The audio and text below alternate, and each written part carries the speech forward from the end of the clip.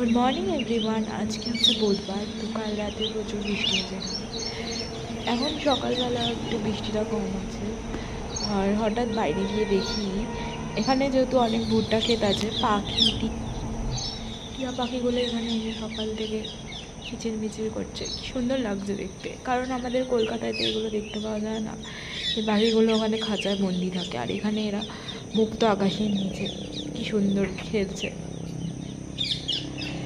ওদেরও তো স্বাধীনতা আছে, ওদেরও তো ইচ্ছে হয় নিজেদের মতো করে বাঁচতে। আর পাখি তো খাঁচার থেকে মনে হয় আমার খোলা আকাশের নিচে বেশি সুন্দর। ওরাও ওদের মতো করে বাঁচতে পারে। আমরা মানুষ হয়েই যে আমরা যাতে স্বাধীনভাবে বাঁচতে পারি, কেউ আমাদের কোনো কিছুতে না আটকায়। তো আমরা কেন ওদের আটকাই? ওদেরকেও বাঁচতে দেওয়া উচিত।